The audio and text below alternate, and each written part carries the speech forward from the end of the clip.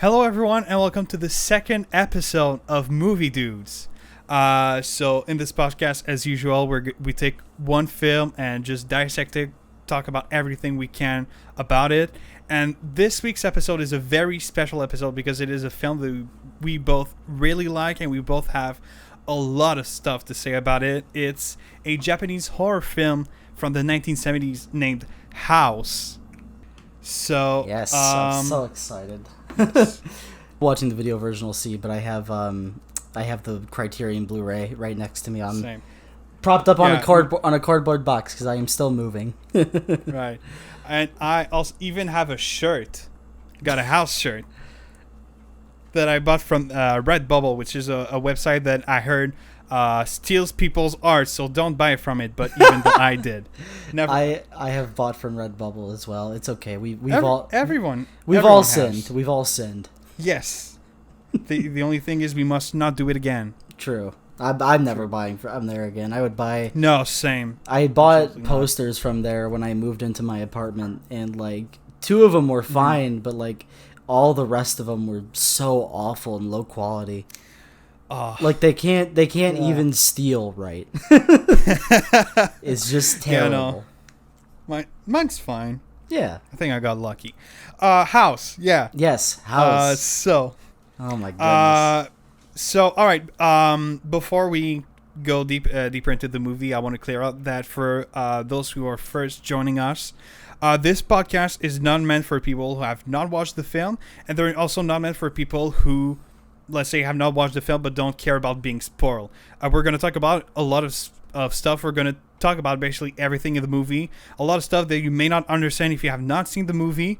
So if you want to watch the episode, I'm going to put a link in the description to the Criterion channel where you can watch the film. If you don't have the subscription, you can take the free trial and you're going to be able to watch the film basically for free. And it's a film that is worth seeing. Honestly, it's also on HBO Max. I did not know that. But yes, in America at least, it is on HBO Max. So if you guys have that, that's how I first watched it. So if you guys have that, then absolutely, that's a good way to watch it. Do not illegally stream the film, please. We do not endorse that. We do not endorse that, especially for a film such as House, which doesn't. It's not like a Marvel film where if you illegally stream that one, it's not going to impact them at all. Like this film is a film that needs to be respected and that needs to have the fan base that it that it deserves. So, House basically, just to kind of recap the story, is about a group of young teenage girls who decide to spend summer vacation going to one of the girls' aunt's house. And so they go there. It's kind of like the cliche old giant yet very scary house. And they start spending time there and everything's fine. But then slowly they realize that, there's some weird shit going on, especially in this film. And it's a very kind of basic horror film synopsis. And so should we... I think we should go already into what makes this film so great. It is the most fucked up film I've ever seen in my life. I don't know if I'd say it's exactly messed up or anything, but it's it's crazy. It is crazy. It's crazy. Yeah, that's the word. Yeah, that's the word I'm looking for. You're right. It's the craziest film I've ever seen. It's how can I even... There's so much to say. How can we describe this film the best? I don't... There was someone who had a really good description out there, but I just don't remember. I think you can just go off of Bill Hader's words, and it's just a crazy movie. Yeah, that's something we've mentioned on an earlier episode, which is in Bill Hader's Criterion Closet. And he said that this film was, he just picked up the film and said, this is a crazy fucking movie. And it's a great way to describe it, because it is. Yeah, there's no better way to describe that movie. This movie. It's insane. I was going to bring this up, I guess, a little bit into it, but I think it absolutely I don't know, it sets the atmosphere of the movie so well is the soundtrack. Thank you. I was going to mention that by the band Go Daigo, and it is just incredible. Like you have you have like, I'll mention more of the songs when like those scenes come up, especially one scene, but the just like there's the upbeat music in the beginning, there's like the more beautiful music during like the balcony scenes, and there's just, I don't know, there's obviously the main piano riff that goes throughout the film. Yeah, I put that in my notes, I think, where I said that the main theme for the film is it fits the vibe so well. Yeah, I think it's one of my favorite soundtracks ever. Like, it's in the top 10 for sure. It's really good.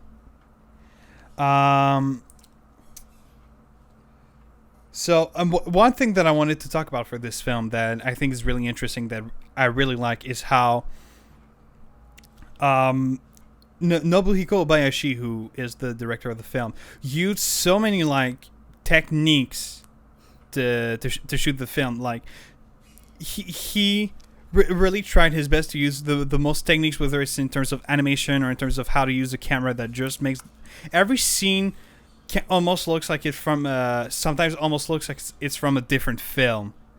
You got scenes that have just a bunch of green screens. You got scenes that have hand-drawn animation. Some other scenes have stop-motion animation.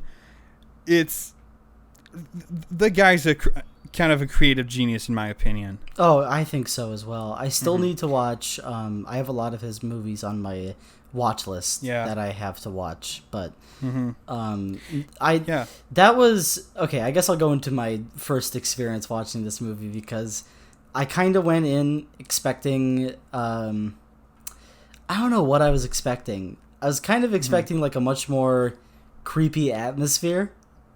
Right. So let's just say the first 30 minutes completely threw me off. I was like, what is this? Same thing happened to me. And then by the end of it, I was confused, but I was like, I like that. And then I watched it a second time shortly before we started the podcast, and I was like, it's really good. That was around the time I got the Criterion of it.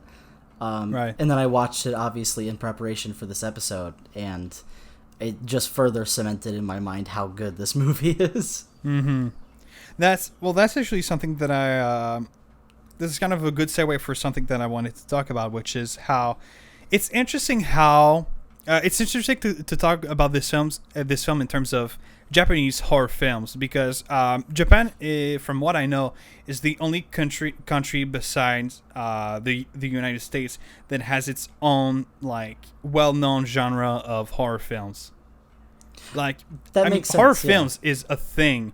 Like, you got films like, especially The Ring, and all those kinds of you have like kind of like The Ring, Onibaba, like all that stuff. Like, you could even put like I don't know. I'd say Perfect Blue's more of a thriller, but that could fit in there.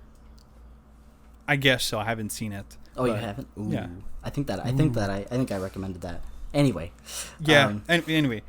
But it's interesting kind of to compare this film, because it's so, I don't know. I feel like this film is more what someone who's been on the internet a lot would expect from a Japanese horror film. Because this film, I told you that I think that this film has, it's filmed kind of like those weird Japanese commercials.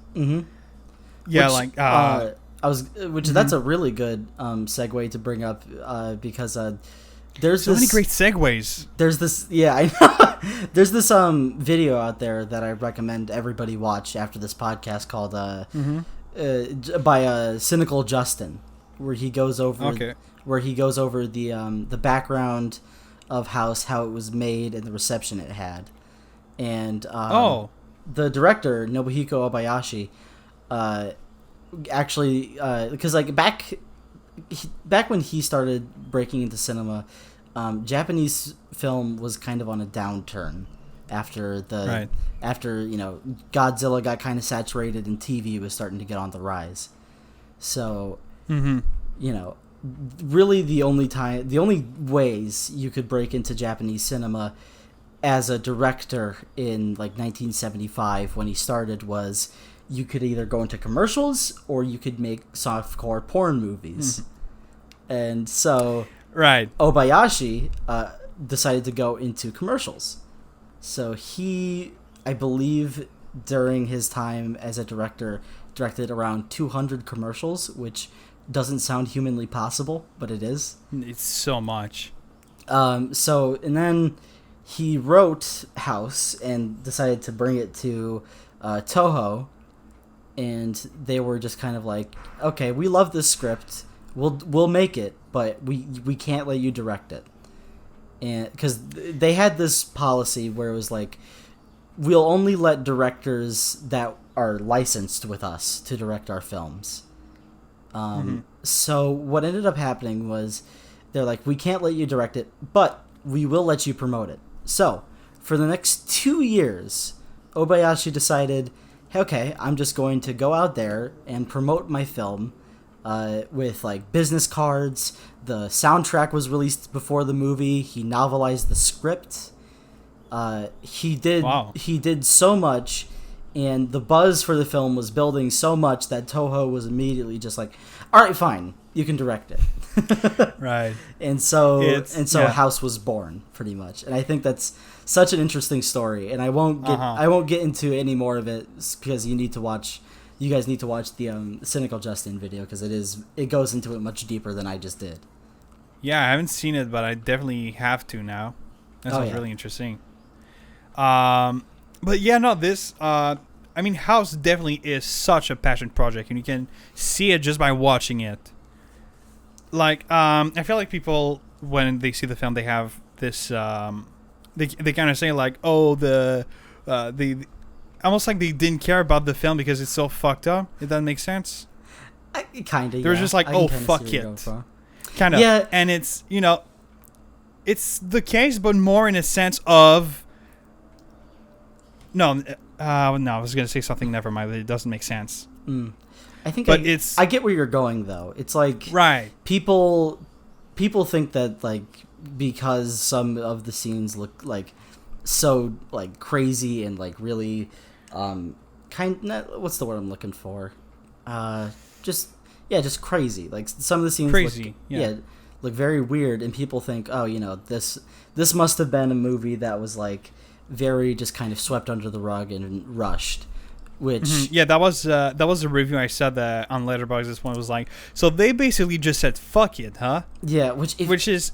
Yeah, I get what you're saying, but it's more than that. It's much more than that. Like, it's more of a, this is what my film needs to have. This is what I want my film to be. So this is what my film is going to be. As I said in one of my Letterboxd reviews of House, because I've done a couple, because I review it every time I watch it. But I just said, like, I think this is creative freedom being taken to its absolute, like, the farthest it's ever been, and I think I think that's incredible, and it's it's my favorite example of that. So I think to say that that House is lazy in any way, and I don't think people are saying that, but to say that is insane, because there's so much craftsmanship that goes into every single part of this movie. Every time I watch it, I think about how amazing each shot is. Like, I could go into this movie like right now and pick out 100 shots that I just love. It is such a beautiful movie. Yeah, it is. It's really good. Yeah. It's so one of the scenes that I think shows like how beautiful this film can be is, that's something that, because I wrote a few notes for the podcast. So did I. I have it on my phone. Yeah. One of the things that I wrote was when they revealed the stepmother at the beginning of the film. I wrote, the stepmother's reveal is so over the top yet so beautiful, because it's like, it really feels like it's from a kind of shitty 90s girl anime.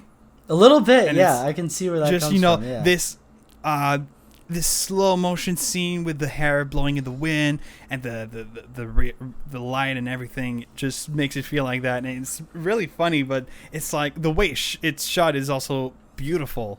So I guess a really good way, I think, to kind of like, I don't know, discuss this movie is just to kind of go, I don't know, step by step, because like I think there's no other way I could personally talk about it. I was gonna say, like, if we don't find some kind of structure, we're just gonna go all over the place, and we're not gonna. So if we don't have some kind of structure, we're just gonna talk about everything for eternity, because we're never gonna stop. So let's start like at the beginning. So there's 7 friends. There's 7 like teenage girls in high school in Japan. Their names are Gorgeous, Kung Fu, Sweet, Prof, Mac. I'm forgetting a couple. There's Melody and Fantasy. That's the 7. Fantasy, yes. So I apologize if I forgot one, but they basically they're excited to go on this trip to their teacher, Mr. Togo's, like his sister's resort, and they're all really excited. Togo comes in and basically says, "Hey, we can't go," and Gorgeous is fine with this because she already had a plan to go with her dad to Haruizawa. Yes. And so she goes home that night, and her dad he's a film composer. And yes. He just got back. Go ahead. Can I really like the movie, the quote he has in the film where he says, Leone said my music was better than Morricone's, which is just the craziest, most random like compliment that someone can say. I thought it was so funny. Yes, I love that. Go ahead. So she goes home, sees her dad again, and he basically says, "Yeah, we can still go to Haruizawa, but we have a companion." And a woman comes out, and he says, "This is your new mother." Gorgeous is kind of upset by this. Yeah, because her mother had died 8 years before that. Yes, her mother had passed 8 years before that. Which, just to mention this because it's in my notes, yes, the scene where she talks to her father, and there's also a scene where he talks to his fiance on the balcony later, but they're all framed on this balcony in window panes with like yellow light seeping in. It's just the most beautiful looking shot. Yeah, in the whole movie. Really, really, really pretty. Oh my god, it blows me away every single time, and it's so throwaway too, because it's like, it's not even that it's like, it's not even like I'm saying it's useless or anything, but like they didn't need to make it that beautiful, but they did, and I think that's incredible. Yeah, gotta respect that. I respect it a lot. Oh my god, I love that scene so much. But moving on. She goes, after this, she goes into her room and basically starts crossing her dad's face out of all these pictures because she's mad at him. And then decides, well, we can't go to the resort anymore. How about I write a letter to my aunt, who lives in a town nearby, and see if we can visit her for the summer. And so she does, and, you know, things happen, and so all the girls are going to the aunt's house. Yes.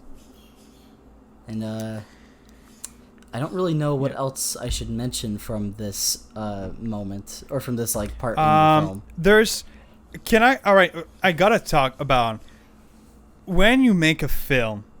Something that's very important to really get your audience in the film is the first shot. The first shot is just in this film is just so it's Gorgeous and Fantasy, I think, who are taking pictures, and they're just these weird looking pictures in a bunch of different colors, and it's just to start the film with that is just it really kind of sets the mood of, all right, you're gonna watch these films, nothing's gonna go the way you think it's gonna go, and get ready for that, because that's how the film's gonna be, and I really like that. That's really interesting. I hadn't thought of it that way, but yeah, it's like they're taking pictures, and this movie uses a lot of like picture in picture. So like there will be a shot of something in the background, and there will be one in the foreground. It happens quite a bit, but this is it's probably my favorite example of it is when they're taking those pictures, because there's like there's like the setup where she's in like that witch makeup or whatever, and there's like all the cauldrons around her, and then like she walks out of it and it's just a normal classroom. Yeah, that's so cool. It's really cool. I remember being like, oh, okay. First time I saw that, it was very very neat. Also that there's a scene in the beginning that I thought was kind of funny, which is when she writes to her aunt, and the aunt responds with by saying gorgeous, and even her dad calls her gorgeous, which just makes me think, are there nicknames or is there their actual name? It's like, I think gorgeous is funny. It toes a very fine line, because obviously like everyone calls her gorgeous, but like in the case of characters like Mac, it's stated several times that that's not her name. Yeah. And I think that's really like interesting and strange, but I like it. Now I like that the film. It's interesting that the film doesn't give their actual name, just gives them nicknames. Even the aunt, like if you look in the cast, she doesn't have her name. Her name is Aunt Auntie. Yeah, you know? Which is how she's referred to throughout the entire movie, right. So that makes sense. But yeah, no, I love that. I just think it's charming. This whole movie is just charming from start to finish. Which I guess carrying on through the plot, they go to the train station. They go to the town, which there's something I felt I should notice. Hold on, hold on. Maybe that was what you were going for. So go ahead. Okay, I felt that I should mention this because I think it's really interesting. I think it's a very funny choice. If you look like closely, the band that made the soundtrack makes a cameo in the train sequence. Oh, so I didn't know that. Yeah, watch that scene again. At the train station, you'll notice like 5 dudes that have Gotaigo shirts, and they walk with them to like the terminal, and they like wave bye to them. It's really funny. But oh yeah, all right. I think I know what I think I know what you're talking about. I think I saw that. But yeah, I remember the first time I saw it, I thought it was just some dudes creeping on the girls or whatever. But I'm like, they made the soundtrack. On like my second, third, I thought it was so cool. There's something that I wanted to mention, which is before they get to the town, which is when they're in the train, they show a flashback to kind of like the history between Gorgeous's mother and her aunt. I forgot to add that in my notes. By showing all kind of like footage of them in black and white and all. And it's shown as if they were seeing the flashback and as if they were looking at a video, even though it's clearly just Gorgeous explaining it. Yeah, it's like they're doing it like live commentary. It's really funny. Yeah, it's like 7 girls react to. Yeah. No, I saw that and I thought that was a super interesting way to kind of explain it, and that this is also another thing that I really noticed in this scene is just how the bond that the all 7 of the actors show is just so realistic. You really feel like they're friends. Yeah, I was gonna mention this. Actually, I think I might save it for later because it might be good. Okay. I think it might be good to throw it into the section where everything kind of goes down, because I think it's a really interesting dynamic I noticed there near the end of the movie. But moving on, I guess, they get to They get to the town. They meet a guy who is only credited in the movie as Watermelon Man. I mean, he sells watermelons. That's a great name. Which, it's probably the best. I would probably say it's the best casting anyone's ever gotten. Like only rivaled to that of the guy in Pulp Fiction who says that he's a coffee shop, and so in the credits they named him Coffee Shop, which I think is great. But or the guy in, I don't know if you've seen Avatar: The Last Airbender, but the guy who sells cabbages. Oh, my cabbages! Yeah, I know. My cabbages. Yeah. But yeah, that I always loved like stupid stuff like that. I think it's really fun. It's really funny, yeah.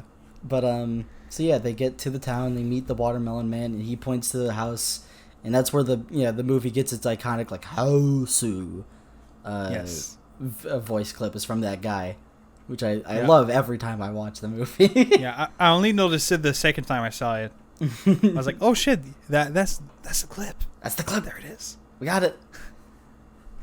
Boys, we got it. Boys, we got it. Yeah, they get to the house and they meet her aunt. And that's when, I don't know, this stuff starts happening. Yeah, that's like that's like the end of the first act, the beginning of the second act. And so, from the moment they get there, you immediately get a sense of there's definitely something wrong with her. Things really start to go wrong when Mac, the girl who eats a lot, that's basically her entire character. Yeah. She had bought a watermelon from, or actually stole a watermelon from Watermelon Guy, and so she went to a well to put it in and refrigerate it, and basically they end up cooking dinner and everything, but she still hasn't come back from the well, and strangely enough, no one thinks of looking for her, even though it's weird that the girl who keeps eating all the time is not here for dinner. Yeah, they think, and they have a moment of like, what happens is like they're just kind of like hanging out, doing each other's hair, and Fantasy stands up and goes, "Hey, where's Mac?" And they're like, "I don't know. Go check out by the well. That was where she last was."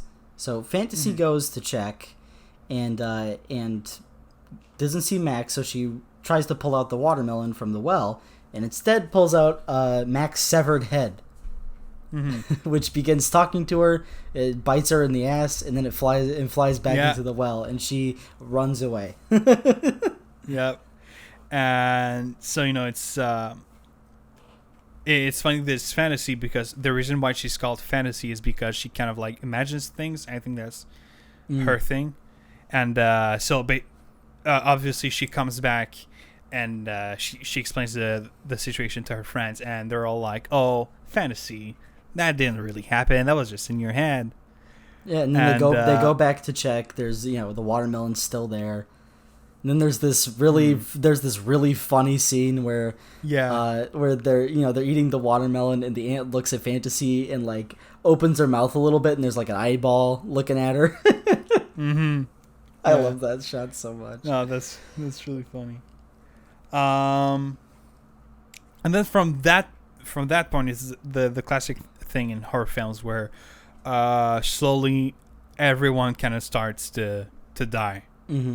Basically, like next, what happens next is like, Sweet begins to like kind of sweep up the house, and she asks Gorgeous like, "Where's the bedding and stuff?" So she goes like to the shed, and then gets attacked by mattresses and disappears. Yeah. And that one, and I believe the next person, I don't remember who goes next.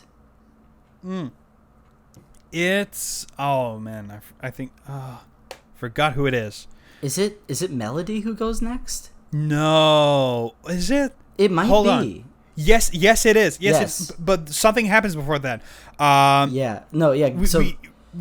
Before this happens, after the thing with Sweet, we kind of see that Gorgeous she's not one of the girls who's gonna die. She's more on the side of her aunt. she goes. I don't know. She's almost being possessed. That's almost, or maybe she was already like that before. Who knows? No, see, I was gonna bring that up later, but I guess it's a good time to bring it up now. So, after Sweet disappears, Gorgeous goes up into presumably her aunt's room, puts on her mom's old dress, and in the mirror starts to burst into flames. And that's not the last time we see her, but it's one of the last times we see like the Gorgeous that we knew.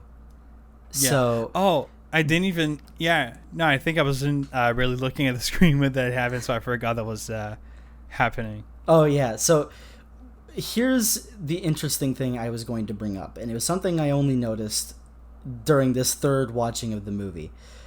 I think it's very obvious from the beginning, like once you know who Gorgeous is and like what she becomes, I think you can really like kind of gauge like, okay, Gorgeous is not like the others, because everyone else is very like one track minded. They have one characteristic about each of them that they stick to throughout the entire movie. But for some reason, Gorgeous is almost like multi-layered throughout a lot of moments. Like there's the moment where she very callously crosses out her father's face in all of the pictures, which is like a pretty evil thing to do almost. Yeah. So she does that, and then when the girls are all like excited about going on the trip, she's just kind of blank-faced.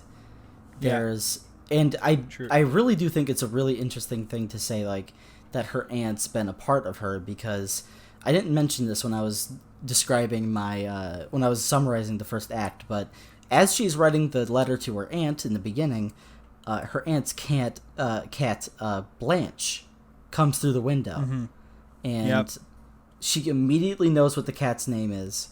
She like basically takes the cat with her everywhere she goes.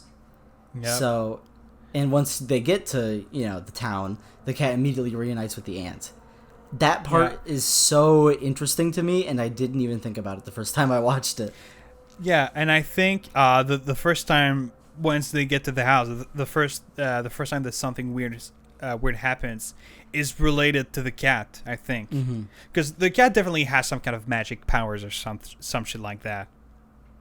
Oh, for sure. No, that's the visual way you can tell when something is about to be messed with. Is the cat's eyes will flash and it'll have like a ding kind of sound.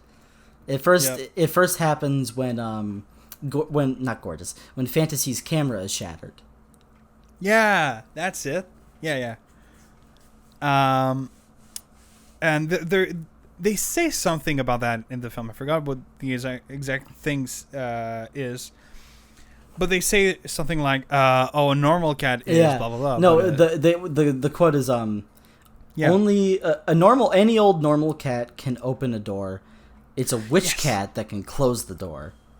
Yeah. And that's brought up later when Sweet is in the shed, and the cat comes in and opens the door, and she's like, oh, hey. And then the cat shuts the door. Yeah. And it's...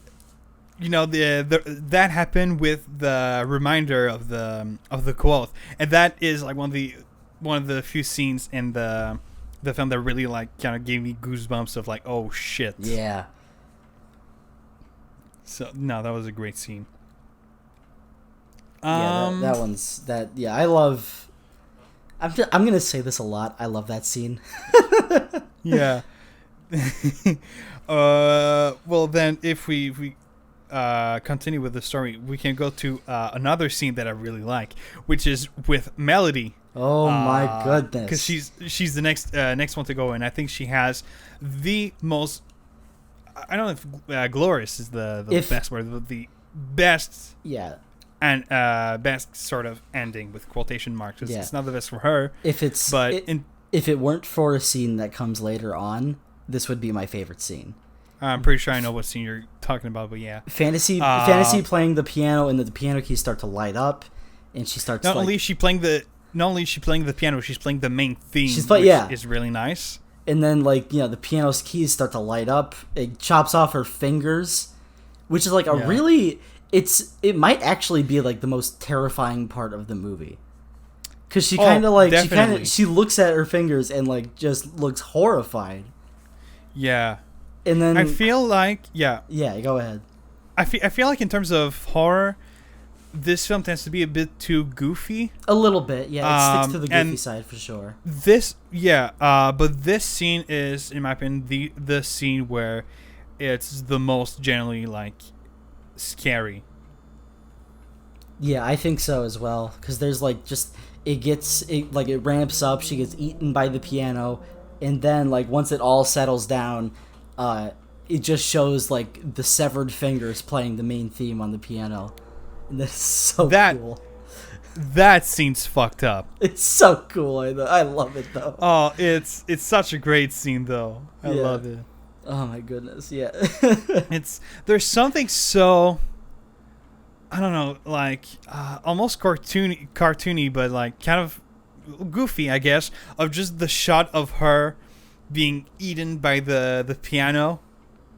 Oh yeah, it's very like it's kind of like almost like a Looney Tunes cartoon. Like you see her legs like waving as she's being eaten, and then like it shows like her body parts floating around in some weird space. Yeah. Which I don't. What's up? Yeah. You know what that scene reminds me of? What's that? Have you ever played Mario 64? Yes. There's the like haunted mansion where there's in the mansion there's a room with only a piano, and then you get closer to it and it's just a piano that starts trying to eat you. That really reminds me of this scene. Yeah, I know exactly what you're talking about. Yeah, that does kind of give off the same vibe. I don't know. Maybe they were inspired by House. Maybe. But there's after that, like it really is like back to back, because like Fantasy and Melody are in the piano room when Melody gets eaten, but Kung Fu and Prof are in the ants room presumably, and they find kind of like a hollowed Gorgeous. Like she's really just kind of going through the motions, and she doesn't really have a personality anymore. But they look to their right and they see Sweet in this like demonic glowing clock, and she just explodes with blood. It is maybe my favorite visual in the entire movie. It is so weird and scary. It's like, oh. that leads to one of the scenes that kind of impressed me the most, which is how in this explosion of blood the entire house gets like flooded by blood. Yeah. And it's, I don't know, it's so visually kind of striking to have this such a crazy amount of blood in a scene, that it's a pool of blood. Yeah. Well, it's a rising pool too. So what happens is like after they see like the Sweet clock thing, they all run downstairs and Gorgeous goes, "I'm going to go look for help." And she leaves alone.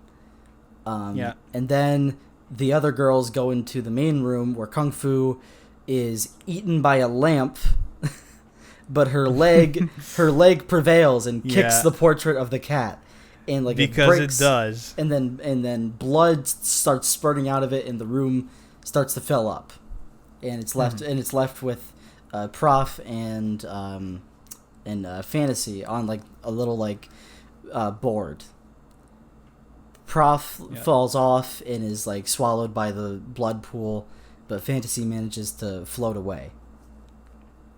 Which at that point she is met with Gorgeous standing at the top of the stairs in like a very like traditional Japanese like gown. Yep. And then Fantasy floats over to Gorgeous. And then I believe that's where the scene ends. I don't quite remember if they show Fantasy being killed, but that's I think it's more.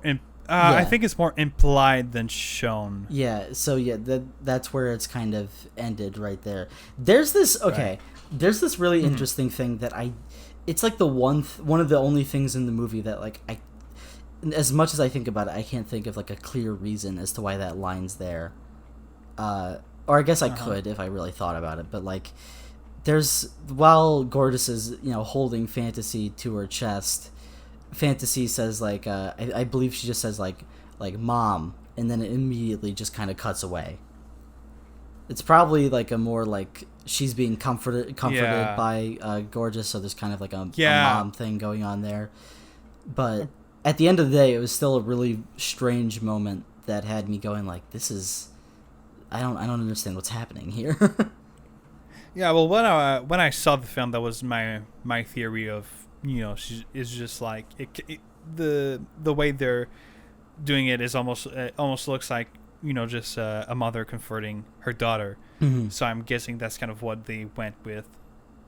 Oh, for sure. I can definitely see how that would be the thing.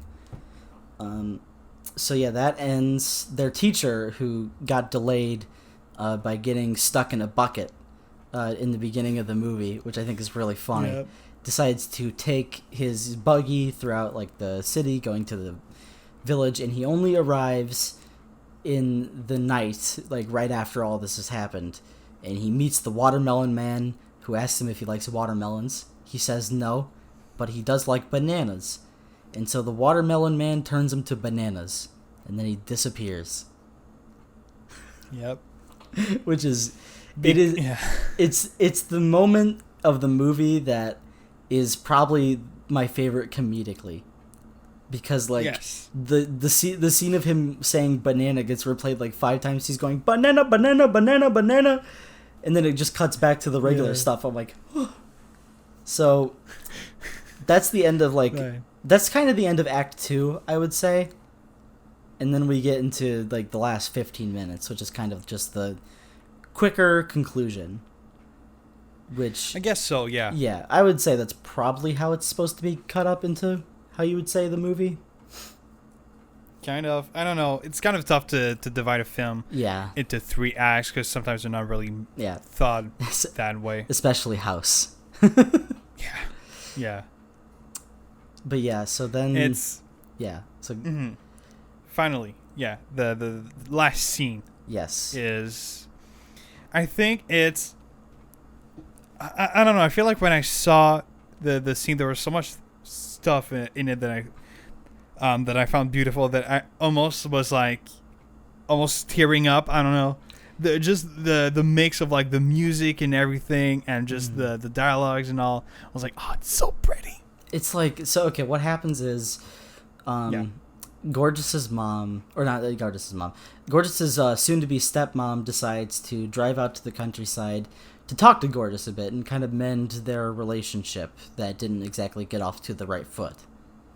So she goes to the countryside to the aunt's house and sees, Mr. Togo made of bananas, and she goes to the house, and there's no one out there, but Gorgeous, when she opens up the screen that leads to the outdoors. And they have this moment where they sit together, and the stepmom's basically like telling Gorgeous, how much she appreciates to be in the family. Gorgeous just kind of nods, and then the stepmom's face bursts into flames. Yeah. And we're kind of met with the end of the movie at that point. But that is my favorite scene in the movie. Yes, me too. The mix with the visuals, the shots, the music, the acting, just everything about that entire scene is so good. And I can't stress enough that I would not be able to do any of this justice by just describing it. Definitely. If you've gotten this far into the podcast, you really, without watching the movie, you really do need to see it, because I think it's extraordinary. Yeah. In every sense of the word. Oh, definitely. It's so good. Yeah, so I guess now that we've talked about, the movie from beginning to end, I think we can maybe talk more about like kind of a bit of a few more random things that we liked about the film. Oh, for sure, yeah. Let's just get into like some crazy stuff that we saw. Yes. I have to talk about my personal favorite character of the entire film, which is Kung Fu. I love Kung Fu. Dude, it's any scene. You can have any scene, any kind of vibe that's going on, whether it's a more scary scene or a more kind of like sad scene, whatever. And then everything just stops. And then the Kung Fu music starts, and then she just starts doing some crazy Kung Fu shit, just breaking stuff. And there's no transition whatsoever. It's so good. Like they'll be talking or whatever, and it's like a very tense scene, and then like stuff will start to fly out, and then it's just doo-doo-doo, and she goes up and kicks it everywhere. Oh my god, it's so cool. Oh my god, she's so good. I love her. It's so fun. So, all right, let me look at my notes. What else do I want to talk about? Yeah, I got through all of the stuff that I wanted to mention. I think in while we were summarizing the movie, because mainly I just wanted to focus on like a specific 4 scenes that really are impactful every time I watch it. One, the only note that I wrote that we haven't mentioned is just a really random thing that I wrote, which is there's a point in the at some point in the film, there's a song that starts and then the cat makes like kind of like a cat sound. Yeah. And then they use this sound in the soundtrack as like to do the melody. And I thought that was so funny. No, there's so much like background stuff that's like not not brought up.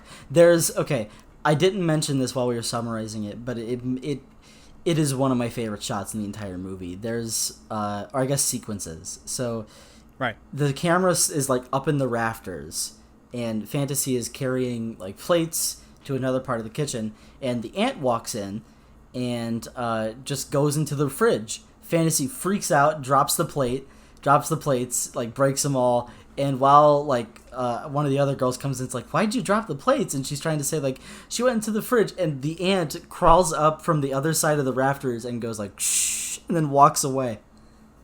It's so weird. Oh yeah, and there's also the scene where she basically starts flying and dancing. Yeah, she's like flying around. She's dancing with the skeleton. The skeleton, by the way, I don't know why it's in the movie so much, but I love it. There's even the scene where Melody's playing the main theme alone. If you look in the background, the skeleton's just kind of moving around with the music. Yeah, it's so weird, but I love it. Yeah, oh, I love it. House is not a film that you can watch one time and then be like, "Yep, I'm fine with it. I don't have to see it again." Yeah, you have to see it a few times. Like I saw it for the podcast. It was like 2 or 3 days ago, and when I finished the film, I was like, "Yeah, I'm gonna have to see it a few other times to properly like see everything there is to see." Oh, for sure. Like I only realized all the stuff about Gorgeous and her connections to the aunt like this past time watching the movie. Yeah, but the first time I saw the film, I didn't really make the connection that like the cat came from the aunt. I thought that it was Gorgeous's cat. Who somehow had some kind of connection with the aunt. I guess it could be I guess it can be thought of both ways, but I always definitely thought of it. It's like, okay, that's her aunt's cat, and for some reason it came to seek her out, and she just knows about it. I don't know. I think it's everything about it's so strange. Right. But yeah. That's House. That's everything I really had to mention. I think this movie is incredible. It's probably one of the best I've seen in like the last year or so. And I would definitely recommend everybody to watch it if you haven't. But yeah. I mean, yes. Same thing for me. If anyone watching saw our episode 0 of the podcast where we showed our top 10 favorite films, you'll know that I put House at number 10, and that's a pretty big thing considering that it's a film that I saw for the first time back in February of this year, and a year ago I'd never even heard of it.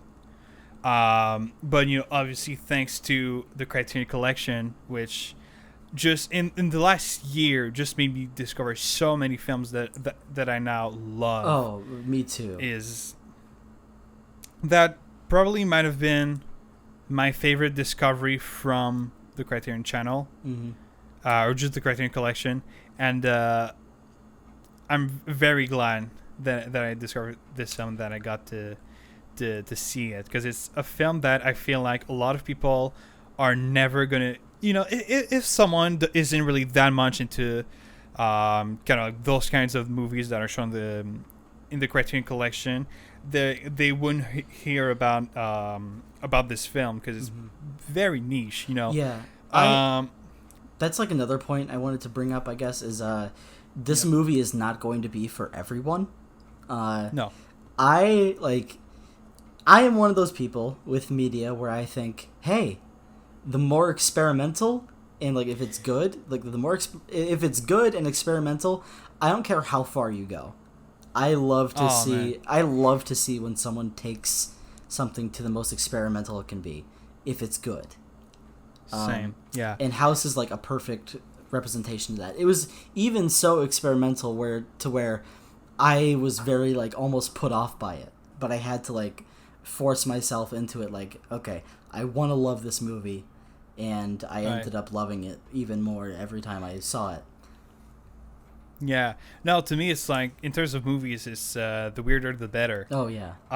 Or just in terms of media in general. Like, that's another thing that I discovered, especially since the beginning of the pandemic. It's I discovered just a bunch of not only movies, but also like TV shows and even books. There's a book that I read. This Canadian-French book that might just do a bit of tangent on it, because I want to talk about it, and this might be my only moment to talk about it. Yeah, sure, go ahead. It's this Canadian-French novel that is called Alice, which is written by an author named Patrick Sénécal, who's this pretty famous author here, who's known for making some very weird and kind of fucked up books. And this one is named Alice, based on Alice in Wonderland, which is basically he wrote his version of Alice in Wonderland, and basically it's set in Montreal, and it's I'm talking about it, but it's not a book that you're ever gonna be able to read, because it's never been translated, and it's never gonna be translated, because if you've never been to Montreal, you're not gonna understand basically anything that they say. Is it in French? So, yes, it is in French, but it's also so referential. It's like a very region specific dialect of like phrases, words, places. Well, yeah, I mean, just in general, like the Canadian French accent. What I like to say is the Canadian French accent is to French what the Scottish accent is to English. Like, it's that much. Really? And so, yeah. That's interesting. I didn't know that. No, it's not the same thing as in France, definitely. But yeah. So as I said, it's very kind of referential. But what's fucked up about this this adaptation of Alice in Wonderland is that it's Alice in Wonderland if it was in Montreal, and if it was much more 18 plus, I'd say. It's not porn, definitely, but it's very like explicit. It is very fucked up. That is something that is fucked up. There's scenes of, it's definitely not a book that's for everyone. There's a lot of people that can be very like shocked by it, and that especially if you've got some kind of, I don't know, trauma or something. There's a scene where it's kind of the scene with the what's the character with the hat? Mad Hatter. Yeah, the scene where they go to have tea. It's that scene, but much more fucked up when instead of just having tea, they dissect a random dude while he's while he's awakened, and he's just suffering and screaming and everything. Well, they're just dissecting it, trying to see if there's a soul inside of him. Oh. Yeah, so it's weird. But anyway, it's a really good book, and if you live in Montreal and speak French, read it because it's good.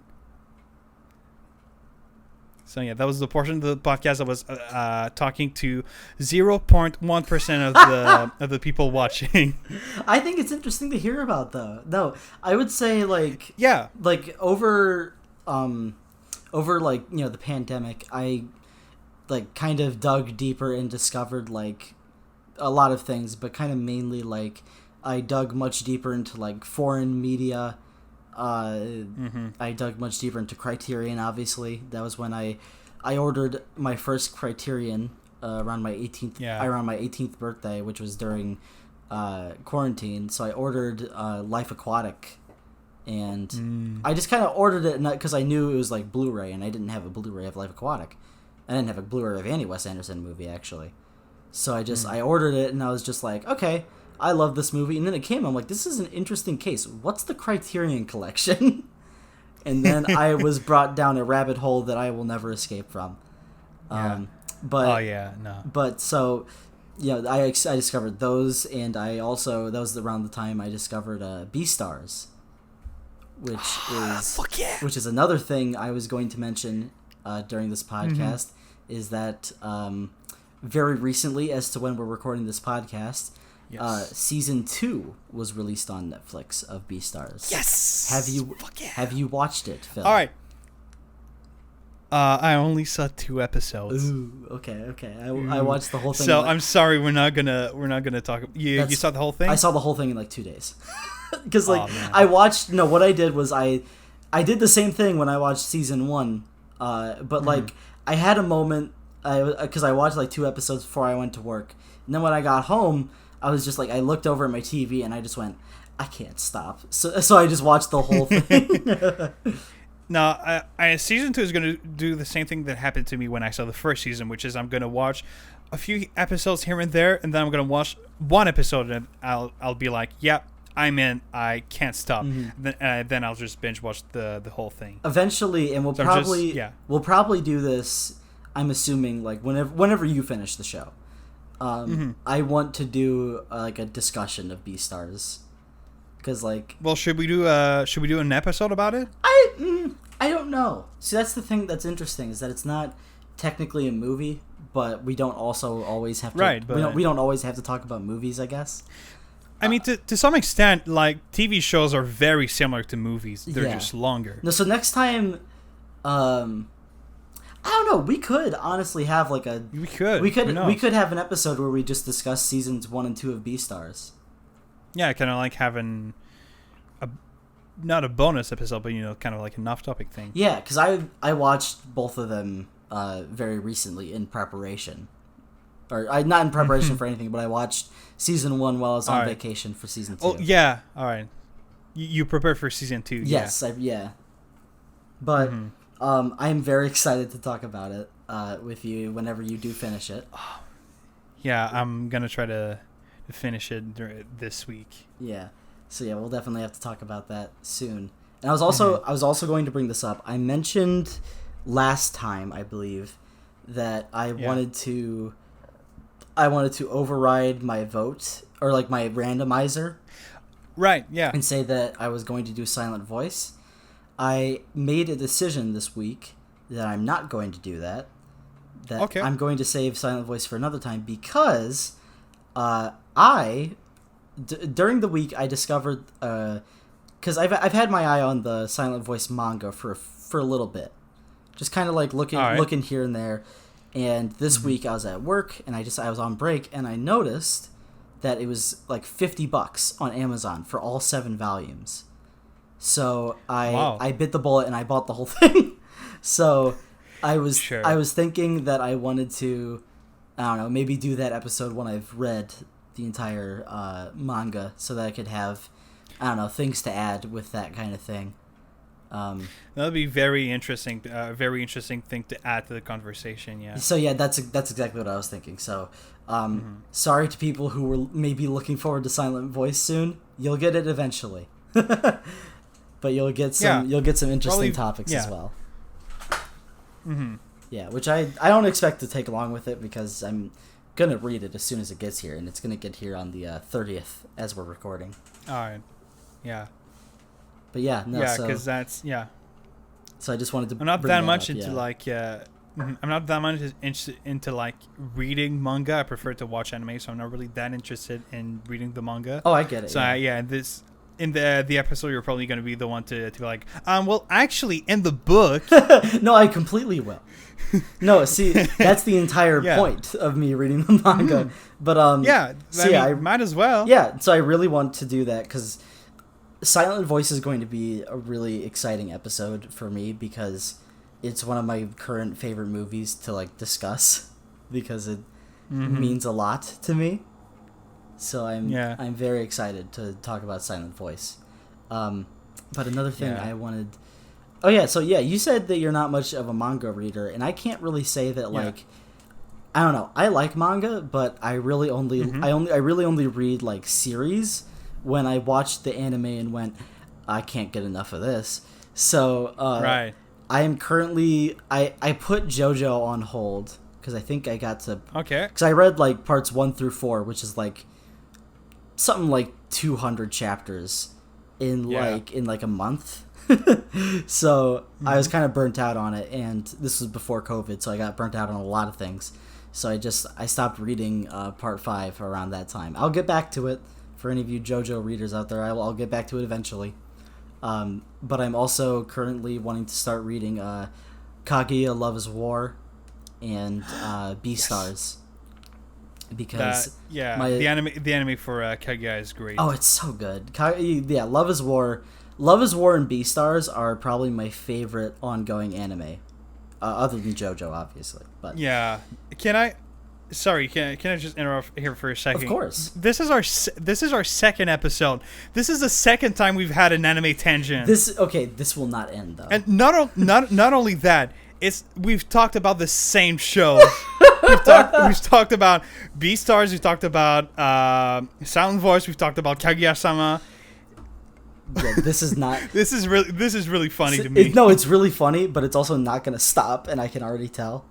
Because like it's things that both of us really like, and I mean, but no, yeah. So like, I think eventually I do want to do like an off-topic Beastars episode maybe because that would be fun. I'd love that. But yeah. So yeah, I wanted to mention the whole Silent Voice thing before we formally picked the next movie. Yes. So next, I think we can go in another tangent for something that I'd like to talk about, which is something that happened to me yesterday, and that I had the luck to go to a movie theater downtown to watch. I saw this on your letterbox. I'm so excited. Yes, to watch the film Pink Floyd The Wall, which is, so.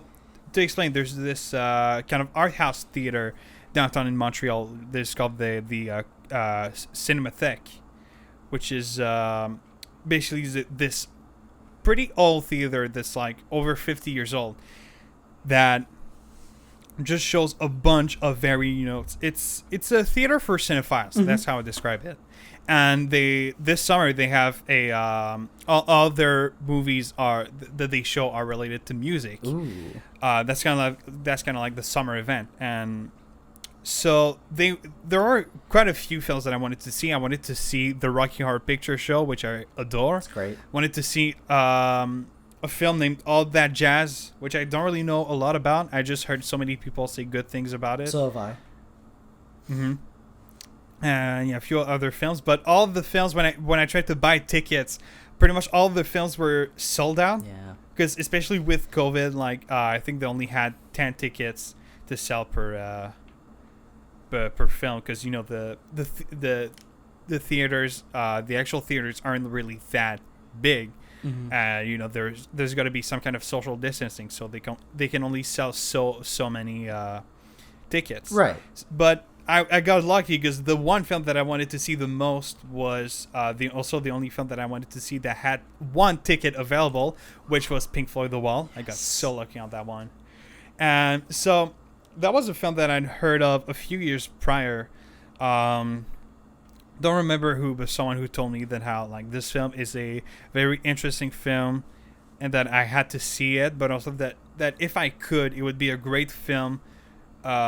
Since it's kind of like experimental, that kind of stuff, those films tend to be really good films to watch in theater. And so when I saw that, I thought, yes, I will definitely see that film in theaters. Were you very familiar with Pink Floyd's The Wall before seeing? Well, the movie?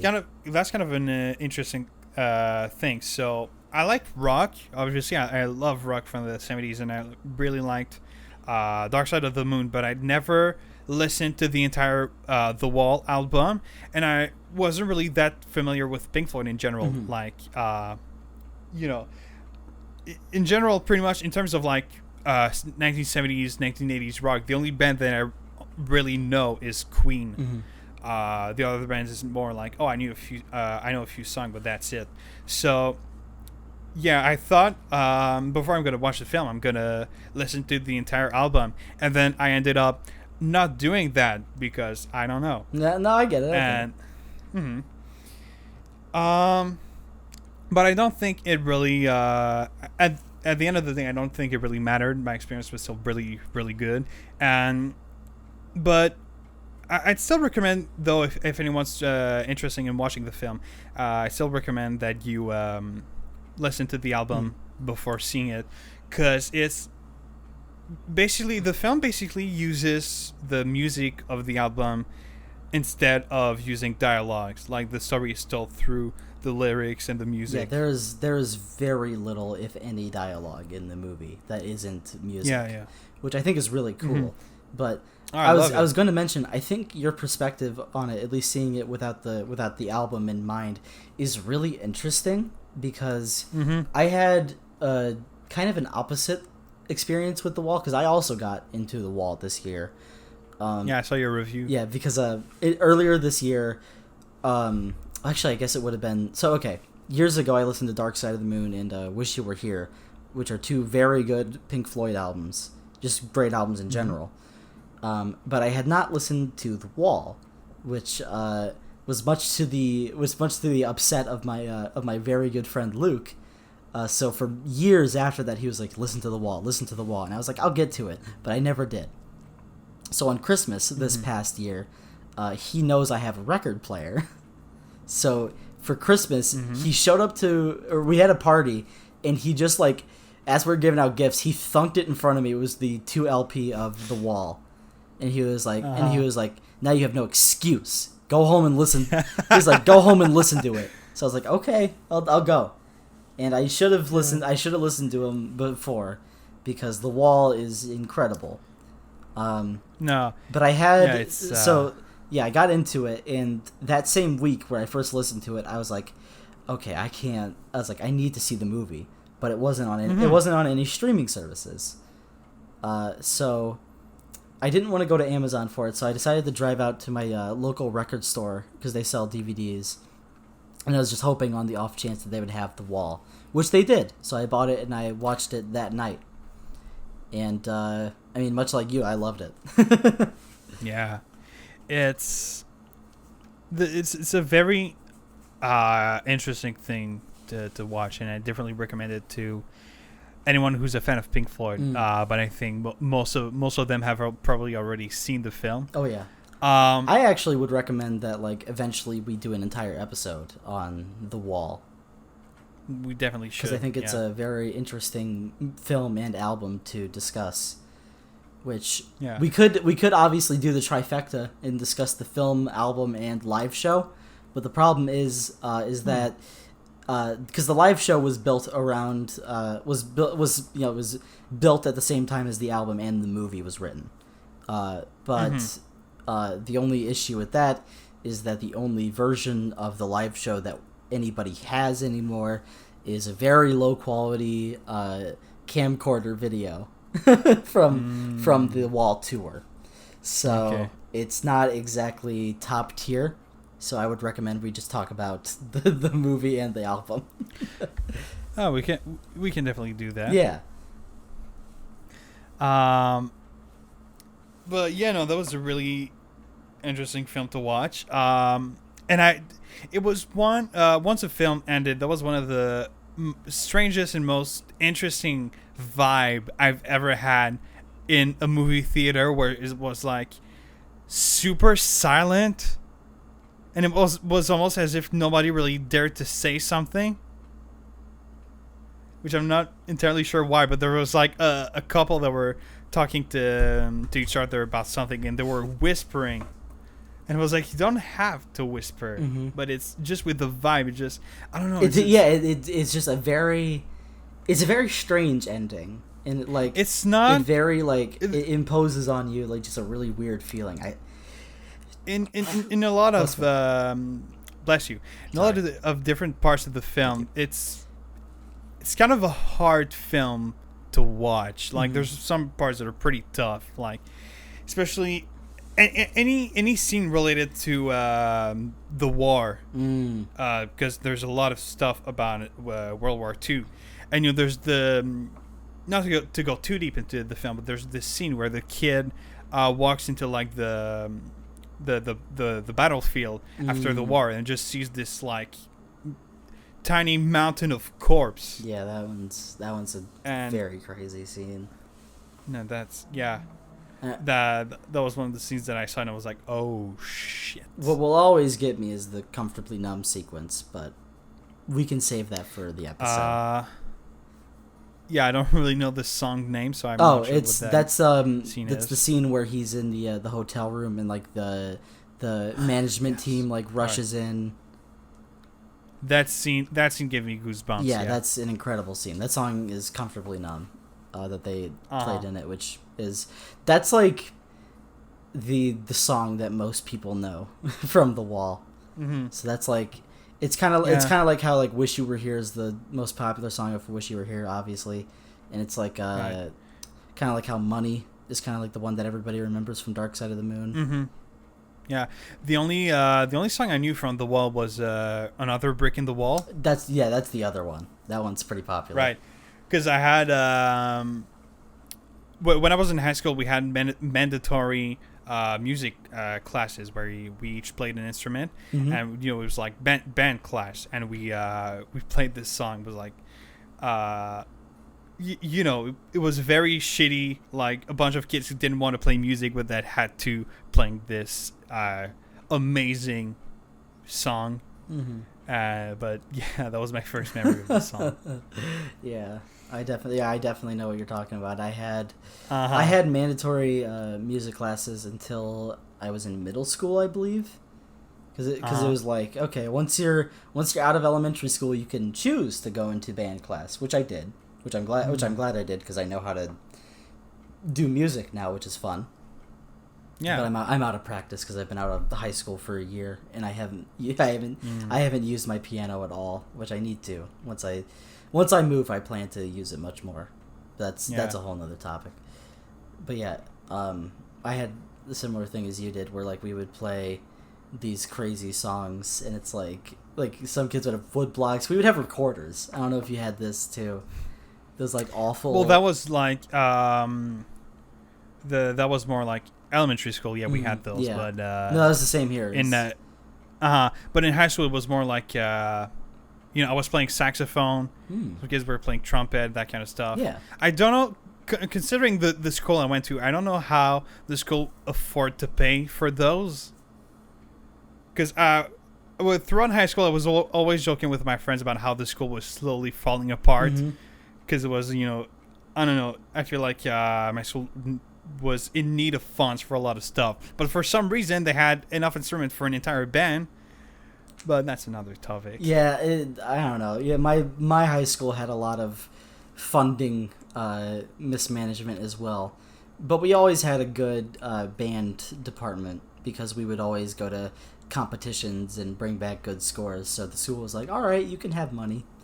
But yeah, I would in high school. I went through like a very, it's not very like common band path, because in we had a competition band, which is because in I don't know if it's the same in Canada. I'm sure it is, but there's like show bands that like play just shows at football games, but there's also competition bands who do like the football games, but they also go to like a state competition, or like they go to like that's not.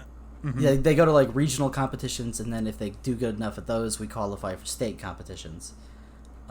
So our band and most other competition bands had what is called the front ensemble, which was just basically keyboards and odds and ends.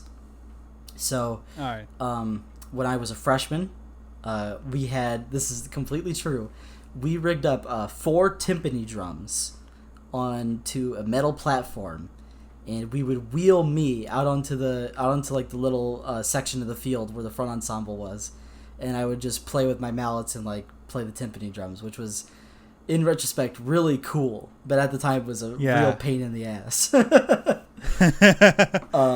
Yeah, it's definitely not the same here, because so basically I wasn't like in a you had the regular program and you had the music program.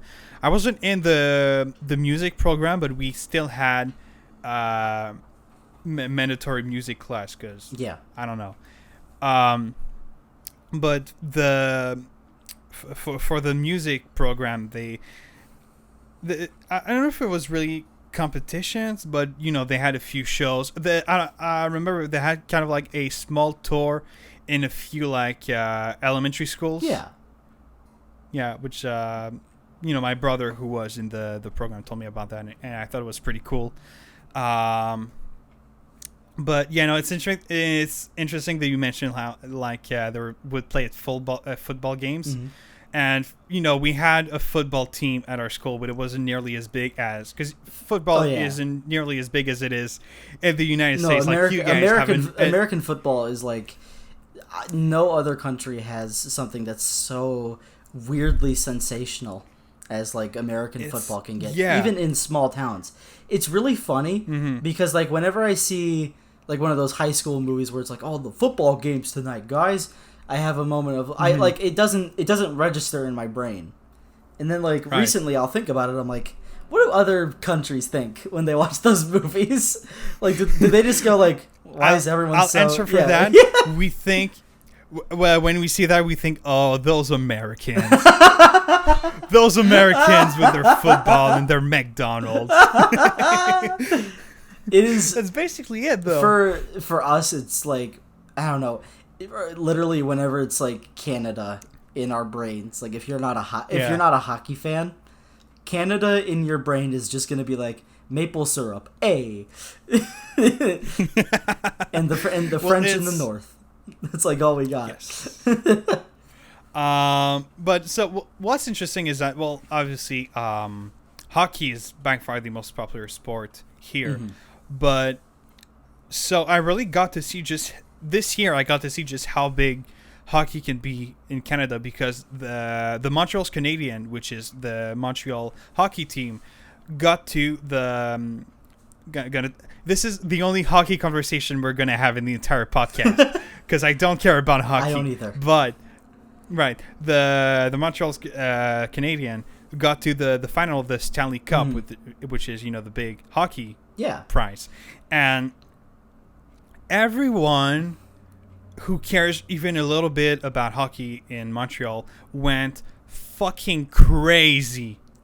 It's actually insane. Like there's pictures. I can find pictures, and I'm gonna put them on the screen. But there are pictures that people took when just when they got to the final, where it was crazy. Like if you went downtown in Montreal near the Bell Center, where there's all the hockey games, everyone was breaking shit. There were police cars like upside down. It was insane. Well, yeah, like as you know, but I haven't said it on the podcast, I don't think. recently I was in Tampa, Florida for the last couple weeks. And yes. For anyone who follows hockey, you might know that Tampa Bay Lightning, that team, was the one to face off against Montreal in the Stanley Cup Finals this year. There were the pieces of shit who beat us. Yeah, and on my perspective, I was, for 2 weeks, every game, I was surrounded by major Tampa Bay Lightning fans. I didn't really care, obviously, because I'm not a big hockey fan. But the friend that I went with down to Florida, because his family's from there, and we stayed with them. He's a big hockey fan, so I got to hear a lot about it, which I'm not exactly like. I'm not like upset that I got to hear a lot about it because it was interesting. Because I don't really follow sports, right?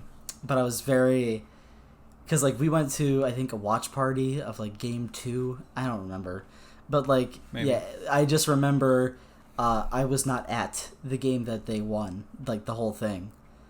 So I was. I think that was the night I watched. I recently watched Solaris by Andrei Tarkovsky. So I was, I was at their house and I was watching Solaris on their TV because I bought it during the Criterion sale. And I was just like sitting there watching it, and then I finished it, and then he came home and he's just like, "They won the Stanley Cup," and I'm like, "That's awesome." So I was like, and then I'm like, man, the Canadians must be mad, and I forgot that you're from Montreal. Yeah, dude, no, like, cause I as I said, I don't care either about hockey, but at my job, like, it was insane because literally everyone was only talking about that. It was so annoying because it was like they were talking. There was this particular girl who was talking to me about it, and I told her, "Oh, I don't really care about hockey," and she was so like in shock. Really? She was like, "But it's the Canadians. They're in the Montreal Canadiens. They're in the finals. This is the first time that it happened in like almost 30 years. Yeah, I don't care about hockey." What is wrong with you? I don't know what is wrong with me. Yeah, it was crazy. It's a very big, like, I didn't realize it, but it's a big hockey scene down there in Tampa. I didn't even know that. To me, any hockey team, like, there's any hockey team from a city that's more in the south, like for Tampa Bay or even Las Vegas, those cities are always I'm sure most of the people from that city don't even know they have a hockey team. Oh yeah, no, Tampa. See, that's the thing. Tampa loves their team, and it's very obvious that like they have a hockey team. But I can assure you, in Vegas, all they talk about is sin. Because I've been to Vegas, and it's another world. It's not even like it feels like another country. It feels like a giant theme park. It really. Oh my god, that's a great way to describe it. It is like a giant theme park. Yeah.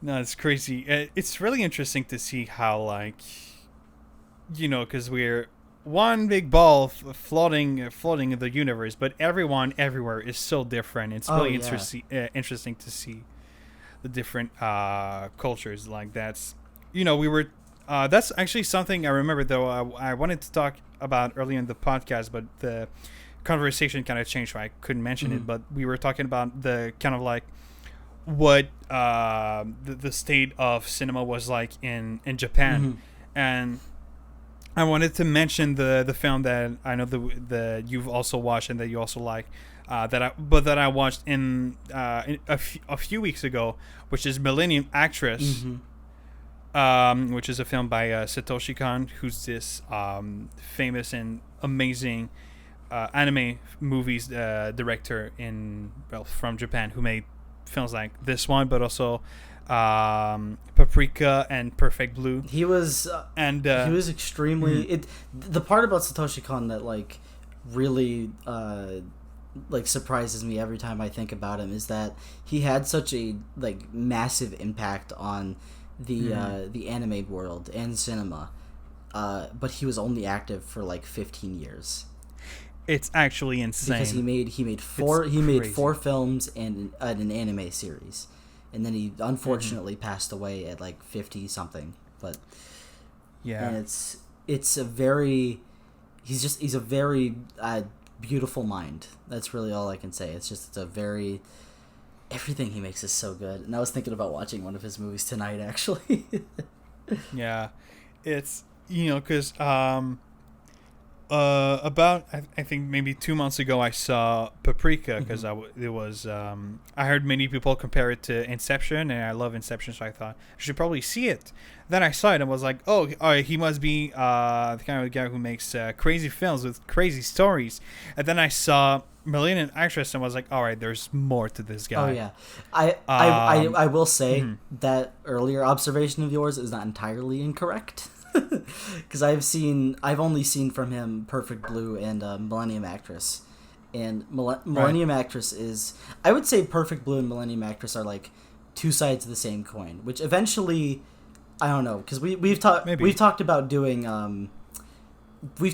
like multiple movies per episode eventually, like for whatever like sets of movies we want to talk about. Eventually I want to talk about Satoshi Kon's catalog. Because there's a lot. Well, yeah, since there's four movies, one show, and like a few short films. Yeah, we could definitely cover that in an episode, in like a really long one, obviously. A very long episode, but also a very good episode. Yeah. So yeah, no, Perfect Blue and Millennium Actress are very similar movies, just taken in a very different direction. Because I won't spoil anything. But Millennium Actress is... They both kind of talk about the nature of fame and notoriety. Millennium Actress takes it in a very positive light and kind of gets you to see, like, what good cinema can do for people and, like, what it means to have, like, people that you can look up to in the, the world of fame and all that. Perfect Blue is the opposite.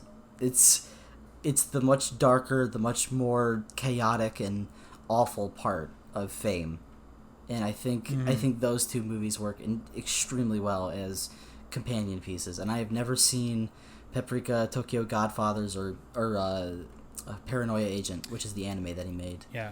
But I'm very much looking forward to watching them soon, because his work is probably I would say. He's probably like in my top 10 directors at this point. He's great. Because but before I saw Millennium Actress, I'd only heard the name because it was one of his films, but I didn't know anything about it. But then it was added to the Criterion Channel, and I thought, might as well see it. And I saw it, and it was an instant 5-star for me. Like, I love this film. I still need to. I don't know if I wouldn't say Millennium Actress is a 5-star for me, but I can see it growing on me exponentially even in the future. To me it was especially the last act. Oh my god! Like the last 30 minutes of the film, which is just insane. So good. Oh man, it's crazy. And also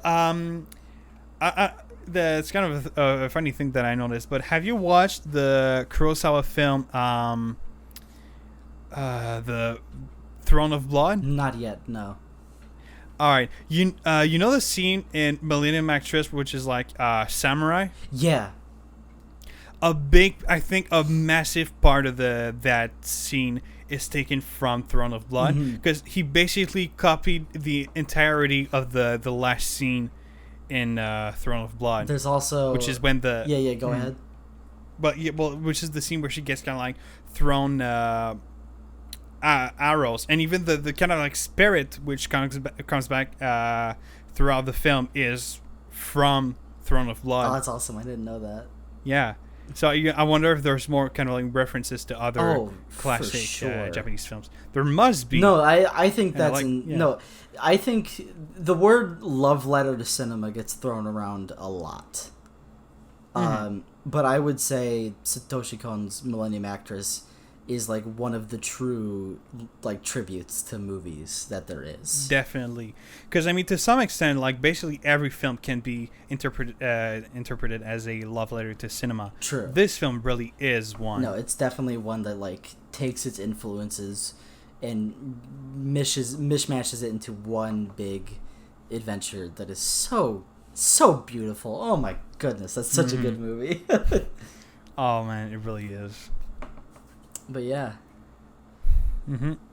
Should we decide what next week's episode is going to be?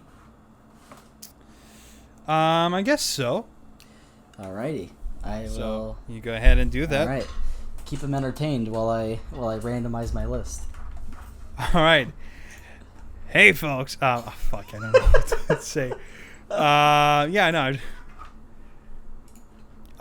Don't really know what to say. I could talk about movies, but I don't know. Recently, I haven't really watched that many films. I guess I could say that I've been really late on this, but I recently got way into Bo Burnham's Inside, which we kind of talked about. Inside is gonna get an episode of its own. Oh, I forgot to mention this. Absolutely is. Yeah. There was a point where, because you talked about seeing Pink Floyd's The Wall in theaters. I had the opportunity to see Bo Burnham's Inside in theaters. I had the opportunity to see it tonight, but I ultimately decided against it because the nearest showing to me was in the middle of Michigan, which is it's about 2 hours away from where I was, or where I am now. So I don't see, like, I think my car could make it, but it would be really bad if it couldn't. So it was a really hard decision to make, but I ultimately decided just to stay home because I was like, I want to see it. Yeah. I mean, like, I'd love to see it in the theater, but it's the way it goes, I guess. I think there are a lot of films that are worth seeing, especially since films like, as I mentioned, Pink Floyd The Wall, but also especially 2001: A Space Odyssey, which I really want to see in a theater. Those are films that it's really going to have an impact on your opinion of the film if you see them in theaters or not. If you haven't, I don't think. If you haven't seen Spirited Away in theaters, you are doing yourself a disservice. Yes. That movie in the theater that's also is one of the most beautiful things I've ever seen. That's also one that I have to see in theaters. But I feel like Bo Burnham's Inside is not one of those. I can see that. I really can. I feel like it's more not necessarily about being being taken by it if you want, but more about hearing the songs and hearing what he has to say, and and try to find what are the meanings of all the things he said. That's more the purpose, in my opinion, of that. So Phil, I have next week's movie recommendation. Yes. Next week's movie, as decided by my randomizer list, is Ex Machina. Oh, all right. Have you ever seen Ex Machina? Huh. I have not. It's going to be interesting for me, too, because it has been many a year since I've seen Ex Machina. Yeah. I mean, I heard about it when it came out, and I know what it is, but that's pretty much, that's all it is. Yeah. So, yeah, I would love to. So, yeah, that's my recommendation for next week, I guess. All right. That's a very interesting choice, I think. I'm really curious to see it. I really don't know that much about it. I mean, I know this like a sci-fi film. There's like robots involved or something. Very curious to see it now. Yeah, it'll be something, because this will be the first one that we've discussed so far that I haven't seen in like multiple years. Right. So you'll get a very different perspective from me, at least. Yeah. I mean, for me, it's the second film that we've talked about that I haven't seen yet. So, yeah. All right. Alrighty. Yeah. So, I guess that this is it for for the episode. So thanks everyone for tuning in. Mm-hmm. So if you like this episode, if it was your first time watching an episode, you can subscribe to our channel. There's a new episode coming every Friday. So you can subscribe and get ready every Friday to watch a new episode. You can like, comment, obviously, just like any other YouTube videos. You can also follow us on our different social medias. In the description, we've got our letterbox, our Twitter, and also our YouTube channels, where I think you make short films and I make music. I plan to branch out into other types of videos sometime, but don't hold your breath on that for any kind of dates or anything. Don't hold me to that. Yeah, and I'm gonna try to make more videos on my channel, but I make music if that interests anyone. And thanks. Thank you very much for bearing with us through the entire episode. And I guess we'll see you next week. See you next week. Bye. Thank you, guys. Bye.